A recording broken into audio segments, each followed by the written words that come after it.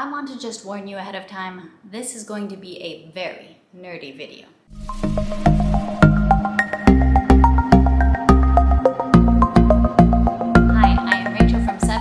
I'm a second-generation homeschool mom who loves to make nerdy homeschool videos here on YouTube. If you like those kind of videos, make sure you are subscribed to 7 and All. In today's video, I am going to be walking you through all of the thought process, brainstorming, and considerations that went into my curriculum picks for my first grader. If you just want to see the curriculum picks in a little bit more of a concise manner, I will link to that video down in the description below where you can just see the curriculum picks and dive into a little bit of what these curriculums consist of.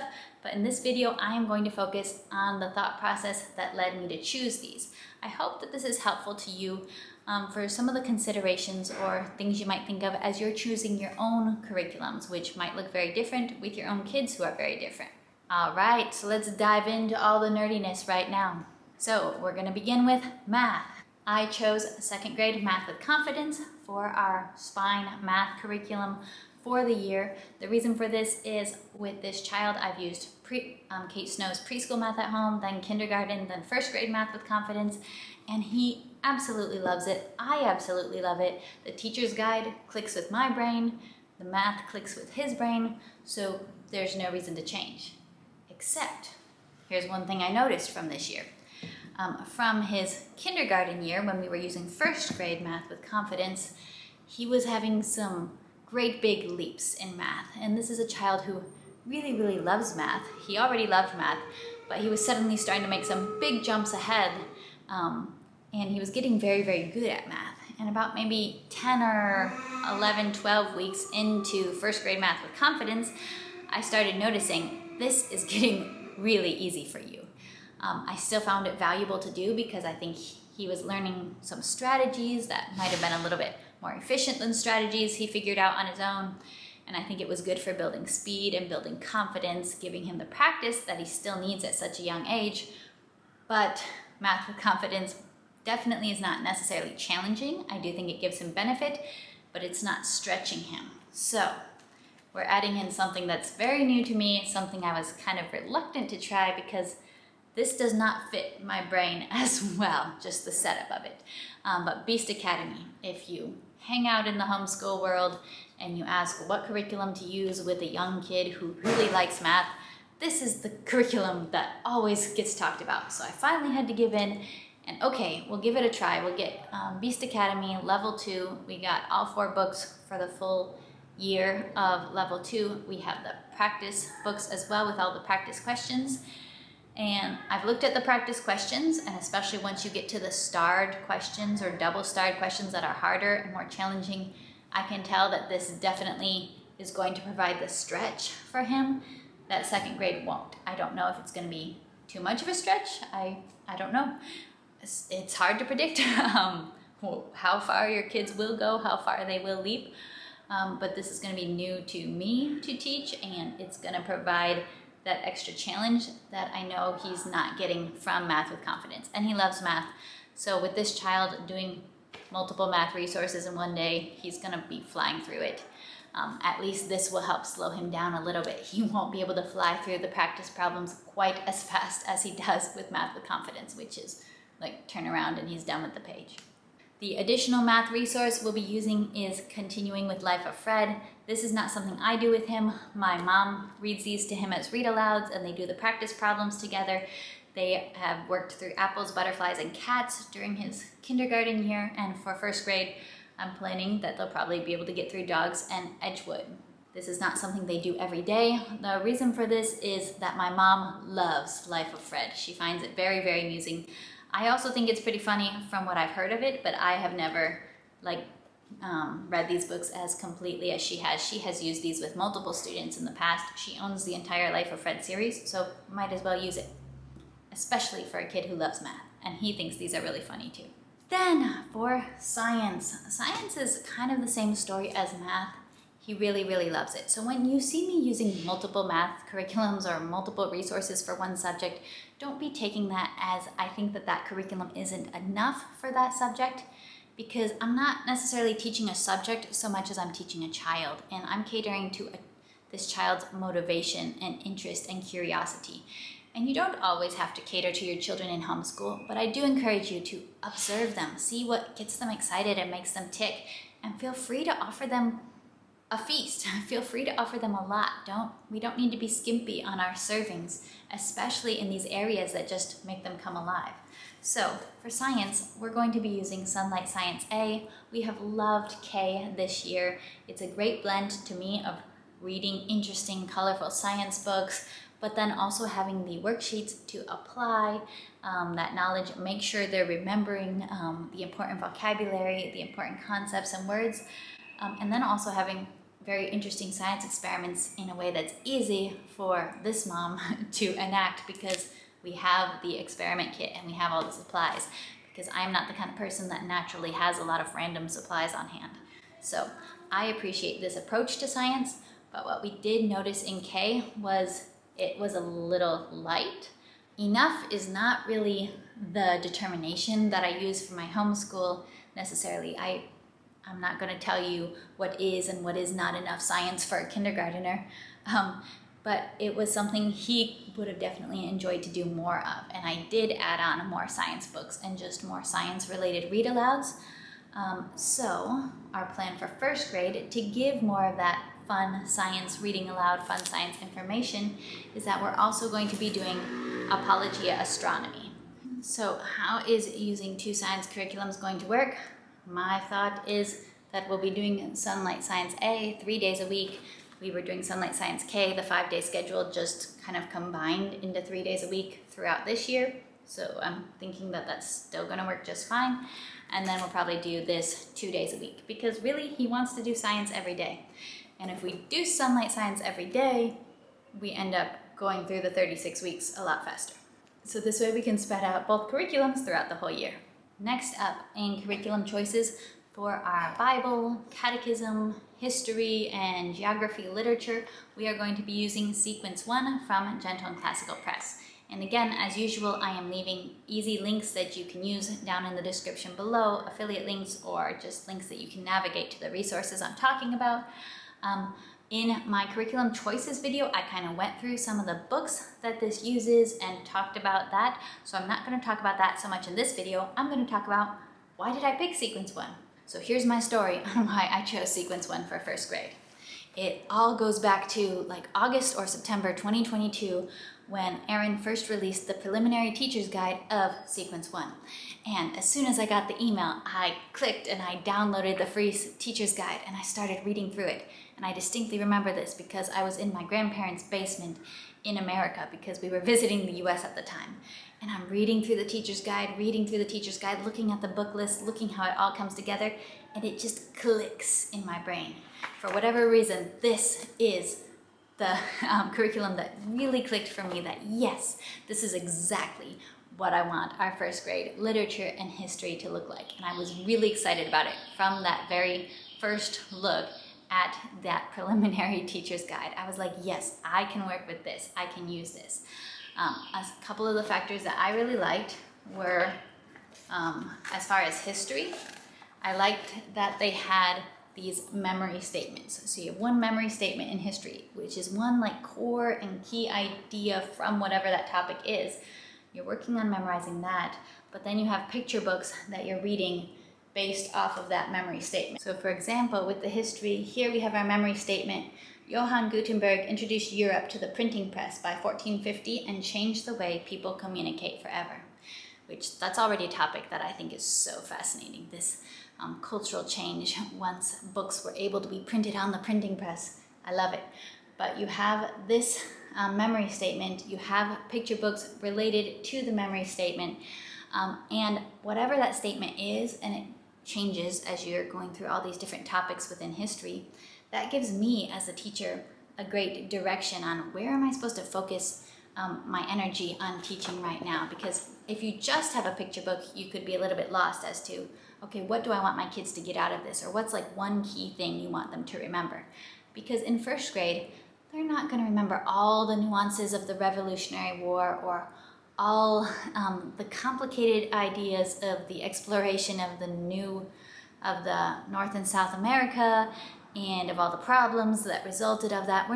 This is not super in-depth history where we're expecting our children to remember all of the drama and the bloodshed and all of the issues and complicated things that were going on and many, many characters. That will come, but this seemed to me to give a really great foundation that through story, through the picture books we're reading, but also through the memory statements and then through the very simple activities in the student notebook, we're giving our child the framework for understanding this period in history, the basic framework.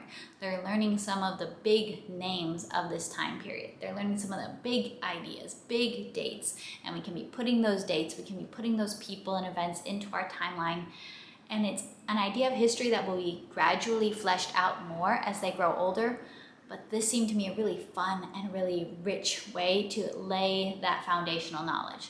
So when I saw this, it was pretty much love at first sight, and I began collecting the books from the book list, using thrift books, getting a lot of secondhand books. I was adding some of my own extra books because I was so excited about it. We are also doing some literature, diving into folk tales from the Americas. So I'm actually adding in some extra folk tales. We'll be doing some Black American folk tales, as well as Native American Indigenous people folk tales, as well as some Latin American folk tales. So I have extended and gone a little bit beyond just what's scheduled in here, because why not? Why wouldn't I? That's exactly the sort of thing I would do. Then the geography focus scheduled in sequence 1 is learning the 50 US states as well as the territories and learning the capitals, and they include a notebook for that, as well as a book recommendation so that you can just read and do some simple work. You can work on finding the different states on the map of the US, and this inspired me to ask my sister to create, just 50 gorgeous paintings of the 50 states, featuring some of their state symbols within the borders of the state, so that I could have them. That was kind of the first motivation. Hey, we're going to be studying the 50 states. Can you create these beautiful flashcards for me? And then I will also sell them on our website. So these are linked on our website. Actually, sometimes, or a lot of the time, the resources I create on our website are resources born from the fact that we wanted to use them in our own homeschool. Next up, language arts.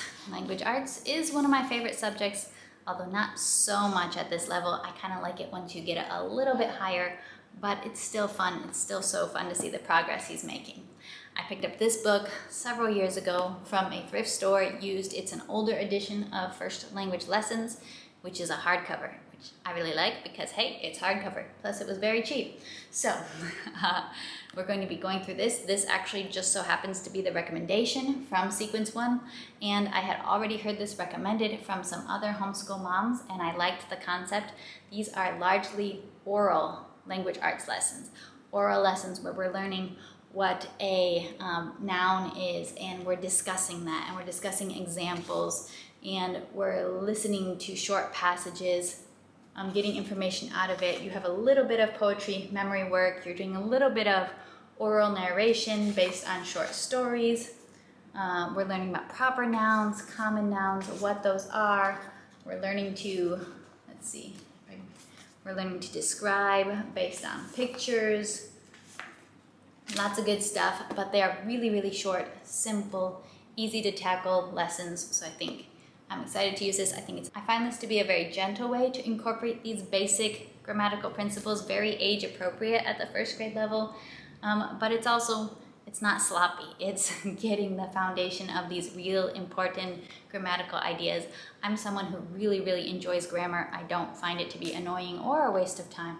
So it's something I'm excited to have conversations with and build these ideas with. Spelling connections, I've heard of it from just a couple people. I don't see everyone talking about spelling connections, but it looked really cool and really fun to me because you have one word list that's connected to some kind of rule. So here we have long A spellings here in Unit 11, different spellings for the long A sound.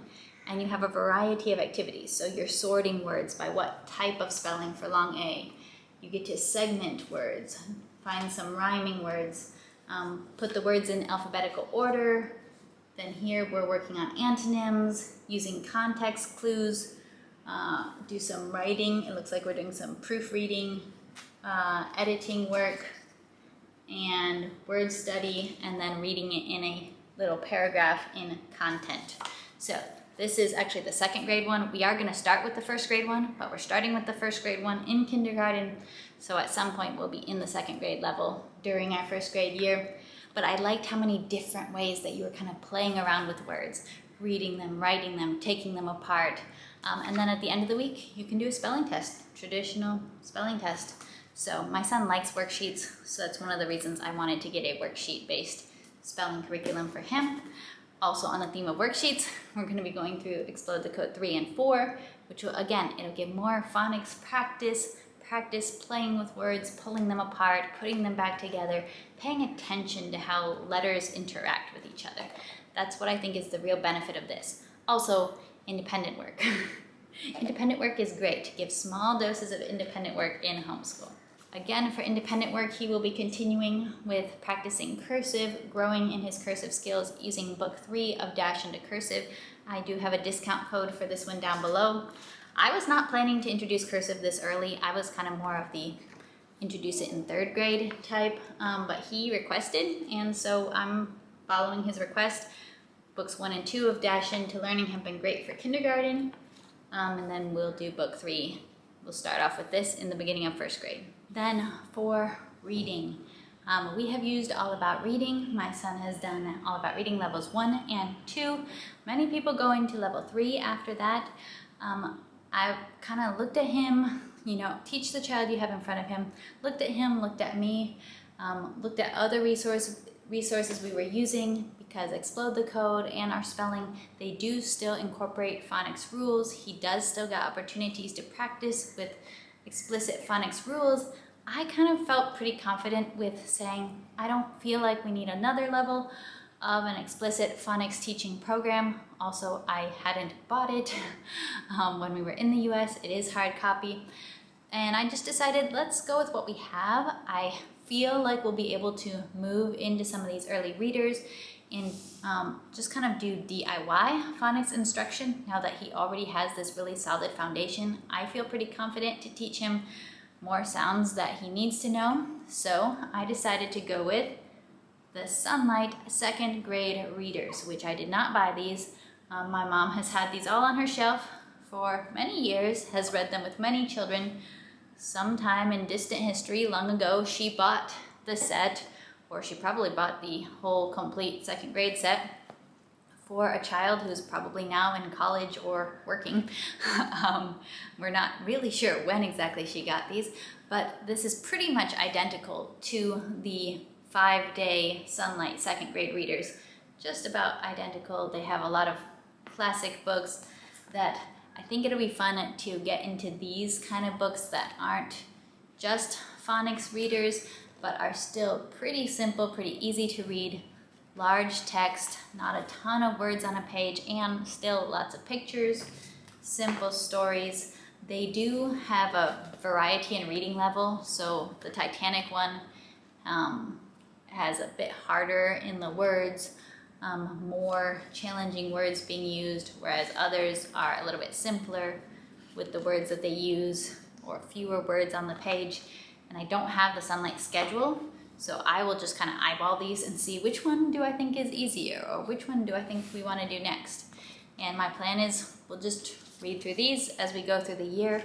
I'm toying with the idea, maybe I'll keep a notebook, like a word learning notebook. If we come to a word and I want him to get the idea of how to decode this word or learn this new sound, maybe we can be building a word notebook, decoding notebook throughout the year, or vocabulary.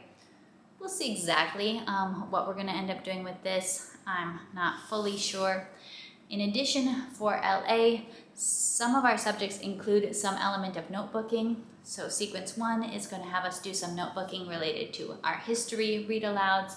We're going to be doing a little bit of notebooking related to our states, what we're learning about it, as well as our science. So I feel like that's plenty of kind of writing or composition at this stage. In fact, for some of those notebooks, I will probably opt to do the scribing. I'll probably have him do parts of it or write certain words. and it will be a combined team effort for notebooking at this first grade stage. Next up, for Spanish, my pick is Llamitas Level 2, which is aimed at 1st through 3rd grade. Now the way this is set up is that it has 6 themed units that are kind of connected to science, social studies based themes, but you are going over some language arts topics as well, language arts skills and math skills, but learning them in Spanish. And all the instructions are bilingual. So one of the reasons I really like Llamitas is it's kind of really the sweet spot for our family. This level 2 is not designed for the brand new Spanish speaker who's just starting out and doesn't have any background with Spanish. But it's also not designed for the native speaker who's been speaking Spanish and is dominant in Spanish and surrounded by Spanish. This is kind of a good fit for our level of in-between, where my son isn't new to Spanish, but he's also not a fluent, totally native Spanish speaker as well. He knows quite a bit, but he still has quite a bit to learn, and that's where Llamitas will step in. There are 72 lessons, so we can go through 2 lessons a week. My goal in this is not to speed through this. I'm happy to spend a good chunk of time on this, but I want to master the material, really master the vocabulary, master the basic grammar, really level up his ability to speak in Spanish as we go through this. Now, I also like that this includes Latin American folk tales. I like that it includes flashcards, and one feature of these flashcards that I really appreciate is that the flashcards have sentences on them. Because murciélago, okay, that's useful vocabulary, but to me it's even more useful to have an idea of how to use it and to get that ability to speak in a sentence. El murciélago vuela en círculos. Okay, we have a full sentence using that word. So I really, really like that all their flashcards for this level have sentences to give you an idea of how to use them. And then we also have the early readers that we can be using, which is good because my son is still working on getting a little more confident with reading in Spanish. He has the basic idea, but the confidence is not there like it is in English, because this is not his more dominant language. It is a weaker language for him, so reading is a little bit more intimidating, I'm finding. In addition to this, we will also be working through spelling lists throughout the year. I plan to give spelling tests on these. I plan to have him just work on copying them. I want to have him practice using these words in sentences. These are a free download I made available on my website, which are high frequency beginner spelling words in Spanish. So they're based on different themes. This one is personas, papá, mamá, niño, niña, amigo. Very, very common words, words that kids can commonly bump into in beginning to read, beginning to spell, beginning to talk and write, and I wanted him to develop more literacy. This is something I'm excited to use. I think he'll get a lot out of it, and hopefully I'll get a lot out of it too, because I'm on a continuing journey of growing in my own confidence with using Spanish. I will say I was on the beta reading team, giving feedback as this curriculum level was being created, and don't ask me to be on your curriculum beta reading team unless you're wanting a lot of feedback, because I have a lot of opinions on curriculum. Who would have thought? But so I did get to read this curriculum very, very closely, give a lot of feedback, and watch it being created, and that does feed into my excitement. The fact that I haven't used it yet, but I've read it very closely. I've given a lot of feedback. I've seen the changes that they've made to it throughout the production, and I think it's going to be really going to challenge us and really grow us. Now, a few more elements that are actually integrated in Sequence 1. Probably should have talked about them earlier in the video, but we'll be using morning virtues for our beauty subjects, hymns, poetry, art, composers. This also schedules our read-alouds for the year, but I'm not primarily going to be using these read-alouds, and I'm going to be sharing the read-alouds that we will be using in a separate video. Our read-alouds for next school year, read-aloud choices, read-aloud plans. And for World Geography, I will also be using the On Mission magazines as scheduled in Sequence 1. We'll be learning about 3 different countries from around the world using these colorful, interesting magazines as well. All right, I hope that it was helpful for you to kind of hear the gears turning in my brain, hear what led me to these curriculum choices. Sometimes it was just as practical as, hey, my mom has had these readers sitting on her shelf for a long time. Let's use what we have rather than spending new money. Sometimes it was through specific goals that I have for my child to grow in his Spanish confidence. Sometimes it was through watching my child and kind of noticing what makes him tick and what excites him a lot, and why I'm including math that I probably would not have picked if it were up to me, but I'm watching my child and seeing what they need. Or our extra science course to help him dive in a little deeper on a topic he really likes. So there's a wide variety of considerations that really go into these curriculum choices. I encourage you to think about your own unique likes, your own unique resources that you already have as a teacher, and the children that are in front of you as you plan your own curriculum. To some people, this is going to sound like quite a lot for first grade, and it probably is. But again, I'm planning for this specific child, for a specific child who has loved to listen to books, who has, since he was 3 months old, would let me read every book in the house to him, which we didn't have that many at that time, but would have me just reading to him for forever, and who has never stopped loving to listen to books, who's very, very curious, very motivated in his schoolwork. So I'm giving him the feast that he craves and that he deserves. All right. I hope that you enjoyed this video. Please do subscribe for more nerdy homeschool content. I'll be sharing updates in our next school year, how these different curriculum choices go, how I adapt them to meet our real world homeschool needs, and I'll be seeing you next time. Bye.